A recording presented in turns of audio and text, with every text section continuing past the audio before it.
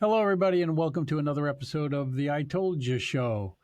We've got a wide range of topics we're going to talk about tonight, ranging from the new emphasis on studying autism, the we'll tell you, you know what guy's coming back on TV, and the unbelievable ceremony for Charlie Kirk yesterday. So, before we get into it, let's introduce our guests. We have Chrissy and Rachel. How are you guys doing today? Rachel. Hello. Nice to be with you again. Hey, And everybody. Chrissy? Hey, everybody. How are you doing? Who wants to kick it off? We were just listening to the autism thing, so let's start with that since it's fresh in our minds. It appears that President Trump has ordered the NIH and some others to do a serious study into the root cause of the growing epidemic of autism. And it used to be you really didn't know anybody with autism, and now it's like you know all kinds of families with autism. What do you guys think about this? Don't all jump in at once. I'm gonna let Rachel go first tonight.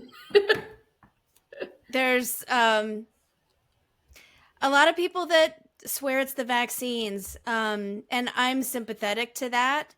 I think it has something to do with the vaccines, but it can't be just the vaccines. Otherwise, everyone would be autistic. It must be a combination of factors and maybe triggered by the vaccines. Maybe we give too many too soon. I personally fully vaccinated my kids, but we delayed. We waited until they were 9 months old to start.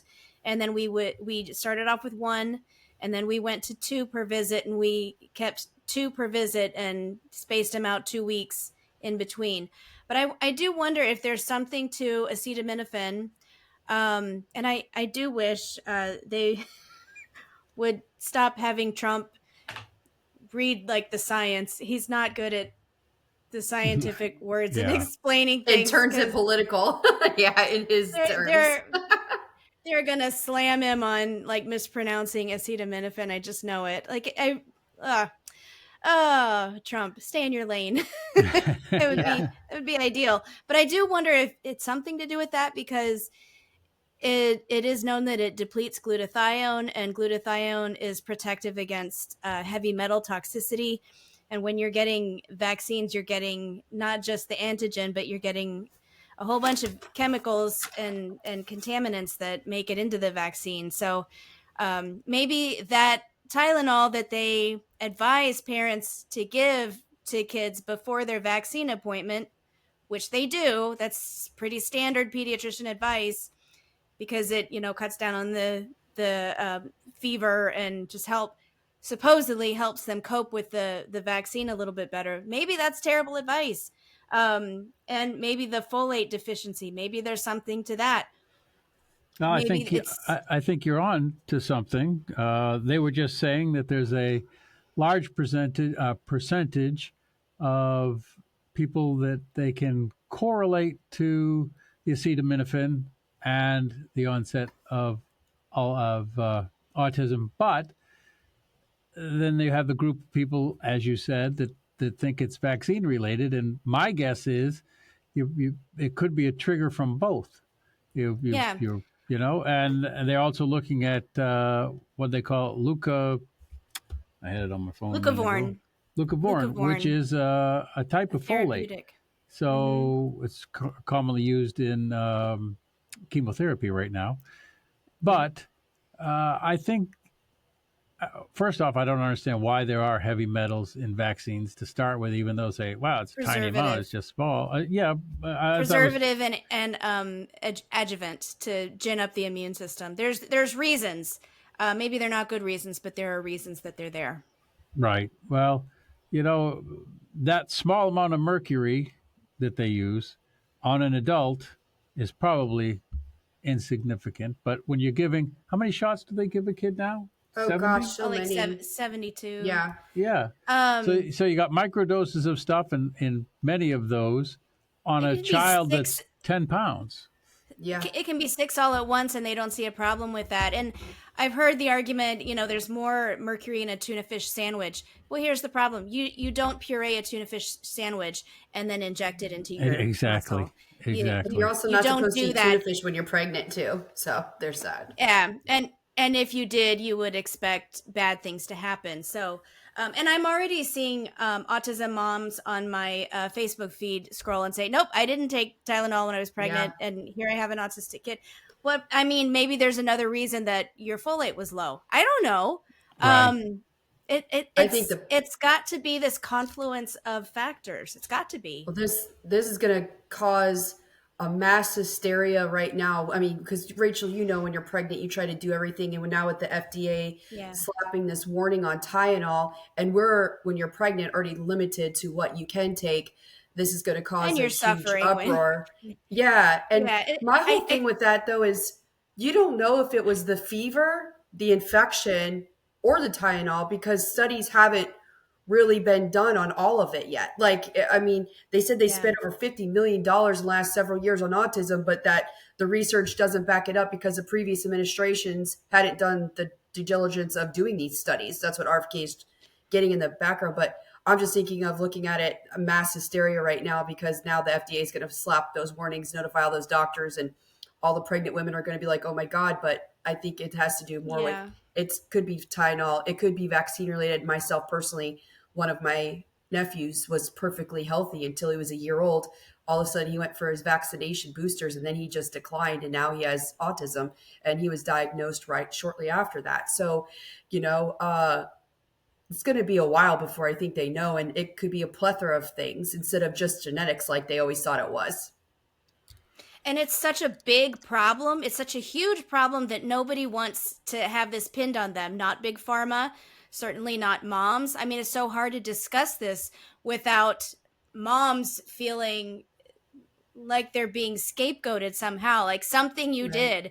And we have enough guilt without all this, but it'd be better to know the answer so we can stop it, so we can stop the epidemic.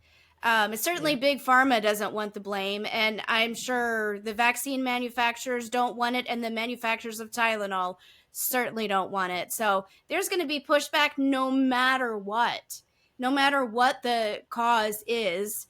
And the science could be gold standard, and someone's going to be arguing against it because, I mean, it's such a big, insurmountable problem. So it's good that they kind of tempered it with this possible therapeutic in leucovorin. I agree with that. And fortunately, my kids came out okay as far as going with the vaccinations and stuff. My oldest son was born 30 years ago, so he didn't have quite as many as what's going on now. And my youngest son, his vaccination, like yours, Rachel, was delayed out so that he wasn't hit with everything all at once. And I think maybe that could be part of the whole thing, too. I think maybe they should stage it out over some time rather than taking a newborn baby with a really still developing body and blasting it with all kinds of alien to them toxins. I don't know, but I'm glad they're now looking into it. So another subject. We had two. What were the other two? One was Jimmy Kimmel is coming back to nighttime Jimmy shows. Kimmel. Yeah, and I that happened today, and unfortunately, I haven't had a chance to look at the news. So, what is the reasoning, ABC, excuse, whatever? Well, they didn't really give anything. They just said that he was put on restriction and just temporary, hold there. His lawyer and ABC had talks apparently the last few days. And I'm really hoping out of this that his show will be more based on 50-50 instead of just his side politically, because it is a nighttime talk show. It is a nighttime show. It's a comedy show. And half of the world is not all Democrats. And so when he says stupid things like he does, and he says MAGA and the not sensitive things that he was saying on the air to half of the population. I think that we're owed an apology, and I think that his rhetoric towards the Republican side needs to stop. And I'm hoping ABC will see that, you need both of them for your ratings, you need both of them for your views, and now we need to dumb down the ignorance on that side and the rhetoric, that he's been displaying for the last several years. That's why his ratings are in the tank. Well, if his ratings are in the tank, then that should determine whether or not he stays on the air or not. As far as I don't know why they're doing it. Well, as far as tempering his speech, I'm 100% in favor of free speech, and especially where or without government intervention, because then it's a violation. But corporations, companies, private or whatever, have the right to give dress codes, give voice. When you're out there, you represent the company that you're working for. And so companies have the right to put those policies and restrictions in place. I have never watched one of his shows, so I can't tell you whether, in my opinion, whether he'd be funny or he's not funny. I think the ratings should determine whether or not he stays on the air, though. Well, he also came out and flat out lied to everybody, saying that the shooter was a MAGA and one of us, and he wasn't. It's a complete lie. It's a complete lie, and it's a false narrative. And for him, that's not even a joke. And when someone gets assassinated, I don't know why you would find that funny. And it's not even funny. But did you see the news that an ABC affiliate in Sacramento was shot up? There's a drive-by shooting, and the police believe it was a political motive, and there's bullet holes in the window, and they think that it was in protest of Kimmel being dismissed or suspended. And I'm wondering who's going to be involved with that, if it's going to be the right or the left by any chance. Yeah, I mean, we'll see. That's not a big stretch to try to figure out. No kidding. People are upset. People are upset that the FTC was intimidating, using threatening words to get him fired. But I mean, this is intimidation to get him reinstated, and look who won. Trump was banned from freedom of speech 4 years ago. Remember when he was shunned from every platform? So I don't understand the double standard in this world. This is a new thing. It's not. It's just now you're experiencing it on the left, and you're like, "Whoa, this has never happened before." Yeah, well, actually, come over to the right and walk a mile in our shoes. Yeah, it's every day from our side, mm-hmm. But it is being thrown in our face enough, I believe, that people are now waking up to see it. And if some idiot goes and shoots up an ABC affiliate in protest, when Charlie Kirk was shot, assassinated, murdered, you didn't see businesses being burned, people being shot. There was enormous crowds. There were vigils everywhere. But as far as I've heard, always peaceful.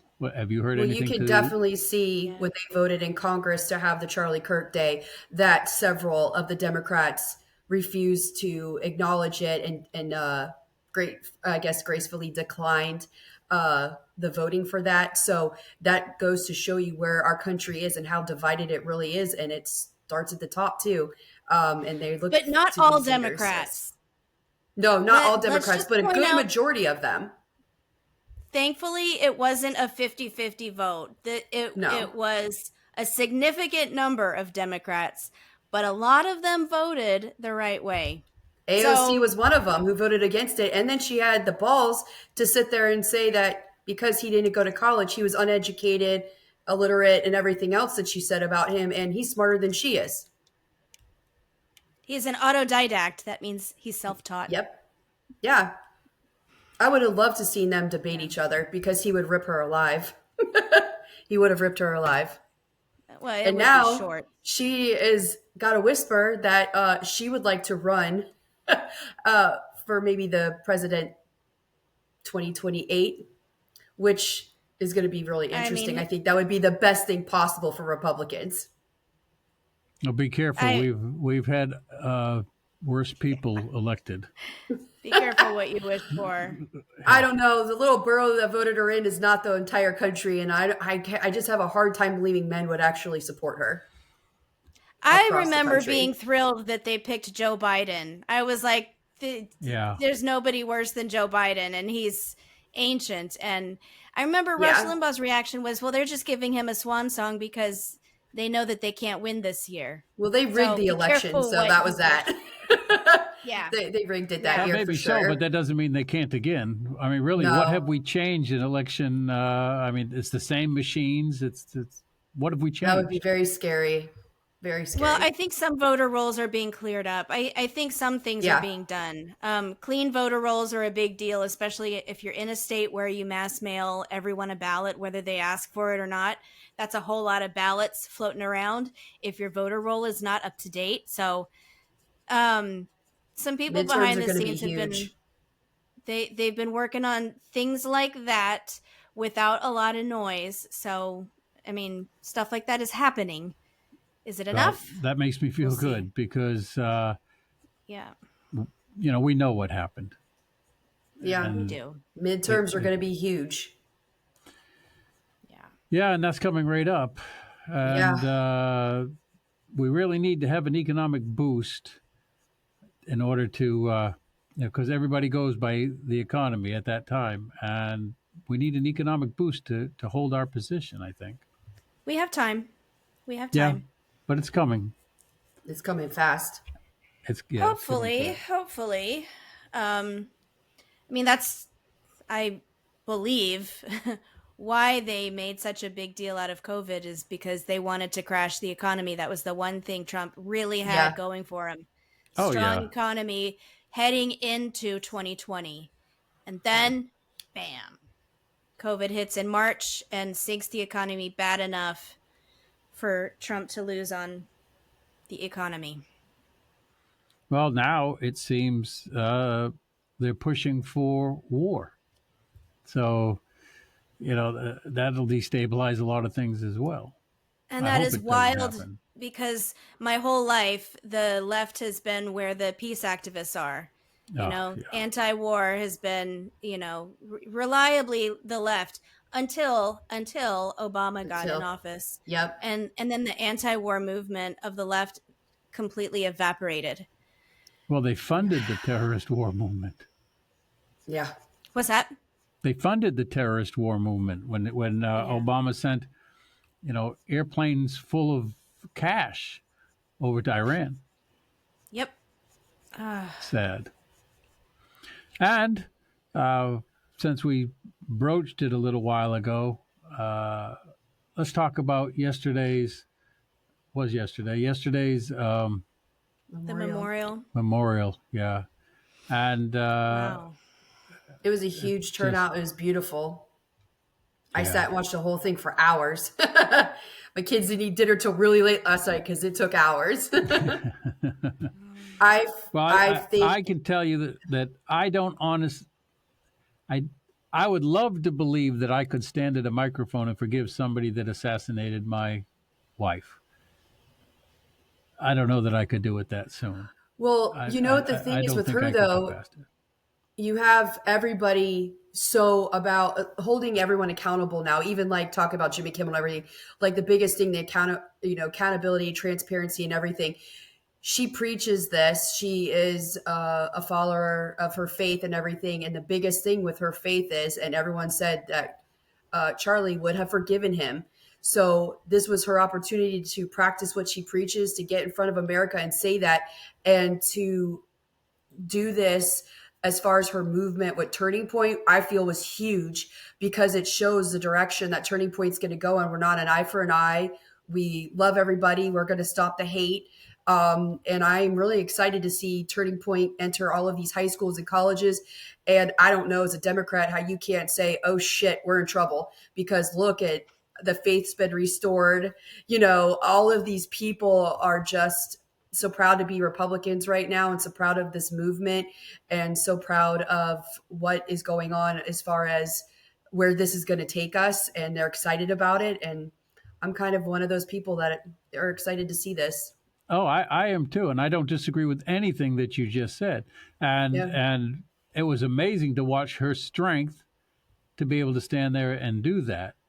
All I'm saying is I don't know that I have that. I understand that it supported the entire thing, that it was her belief system and all of that, but I'm still flesh, and I don't know that I could do it. At least not that fast. Yeah. So I have all the respect in the world and admiration for her, and sympathy for what she had to go through. Yeah. That Yeah. was incredibly hard. I kind of wonder. Where does she get the strength to do that? Yeah. And we know where. Her faith. Yeah. Her faith. Wow. Yeah, and I that's mean, what how carried cool her is it to see through, the president and vice president and the cabinet members like all talk at a memorial? Like that's never happened before like that. It was huge. It was a public display of. Well, it's changed our country. At least in the short term, it's changed it, and I believe it's going to have long-term ripples going through. And it also, in my mind, has exposed a lot of the people that we thought certain sides and certain factions felt a certain way. Now they've just proven it, and I think that's a good thing. I think a good thing. There was a thing in our church the other day. One of the sermons was based on. In fact, I think it was at the Flagler County that Pastor Hobbs from the Flagler County Baptist Church mentioned it at the Flagler Memorial for Charlie Kirk, and that is, why did Jesus allow Charlie Kirk's life to be taken while President Trump, through 2 assassination attempts, was saved? Yeah. And I believe the answer to that question is exactly what we're seeing. Nobody wanted to see Charlie be assassinated. Obviously, it's unbelievable, but the outcome from it, the outpouring of understanding and sympathy and growing groups together and taking that movement that I know a lot of people that never had heard of Charlie Kirk before, that now he's a household name. They know all about him now, and a lot of people have listened to his words in context and have woken up to how they're being lied to and what else are they being lied to about. So God uses tragedy for good, Yes. All things work together for the good of those who love the Lord. So yeah, and I it's sad to say, but I don't think if Trump was assassinated, it would be love and understanding that came out of it. I think it would be uprising. Yeah. But with Charlie Kirk being assassinated, it grew. It's different.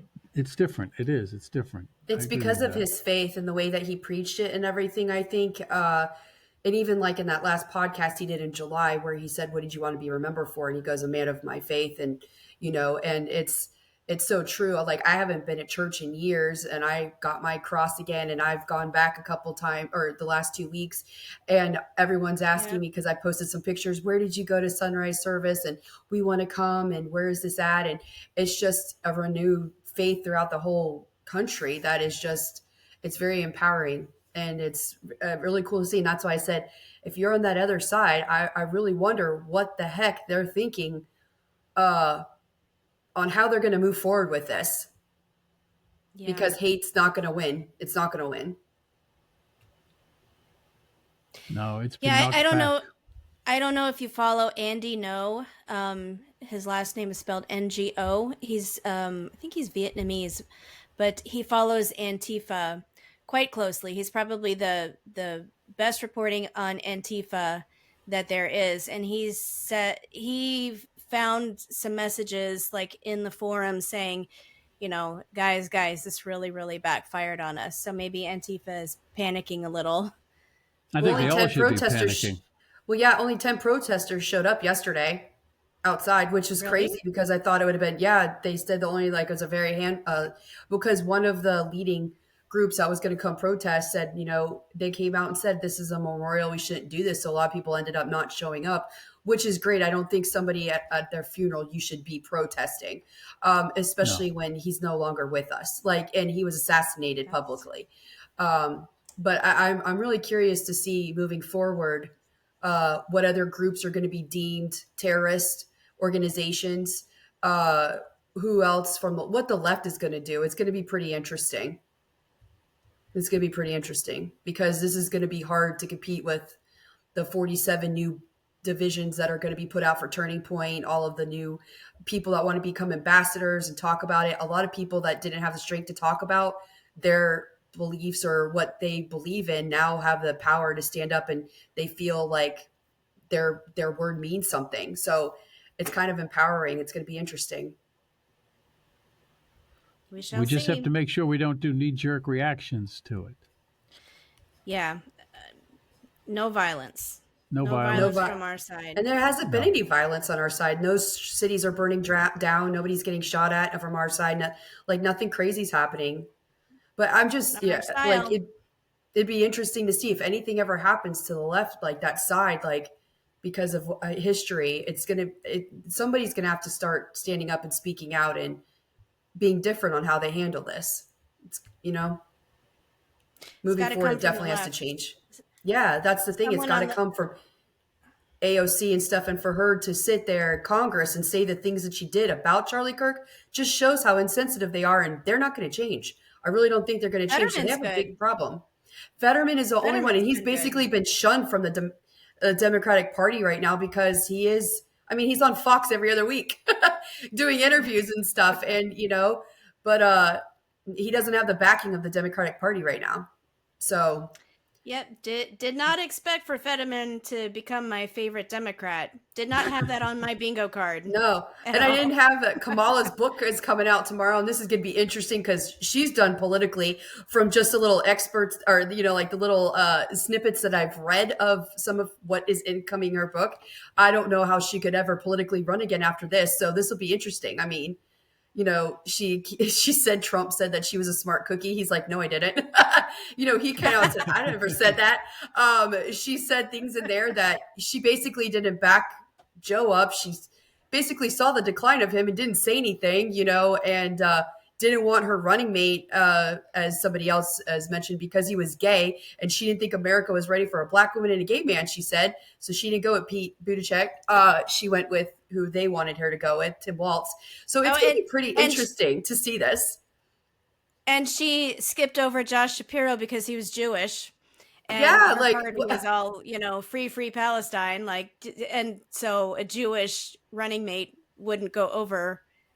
Yeah, she's done. She's done. So I don't know. I'm not going to buy the book. I'm just going to go by what everyone says in it because she's not worth my money. So. Yeah. Well, it'll come out soon on toilet paper. It'll be out tomorrow. Tomorrow it's getting released. Yeah, but they'll re-release it on toilet paper. So it would be pretty interesting to see what happens with that group because, yeah. Well, I'm excited. It's certainly been a news-heavy last couple of weeks. I mean, the world is changing, and we're in historic times watching it. I can't keep up with it. We do social media. We can't even keep up with it. It's been so crazy. It has been crazy. Yep. Is it a Chinese blessing and a curse? May you live in interesting times. Both a blessing and a curse. Yes, it is a blessing and a curse, that's for sure. Well, unfortunately, though, we're out of time. It happens very quickly when you get into very interesting discussions like we've had this time. So I hope you'll tune in again for another I Told You show. And let's hope the world doesn't keep blowing up like it has been in the meantime and it kind of peace out a little bit. Any closing words from you guys? Everybody calm down. Calm down. Yeah. Good words. I just don't want anyone to forget Charlie and his movement. I think that if we continue on this path of everyone finding their faith and spreading their word, I think it's going to be really good and just get rid of the hate. Yeah. Yeah. The hate's got to dumb down. I think we have a consensus on that. So until next time, we'll see you later. Bye.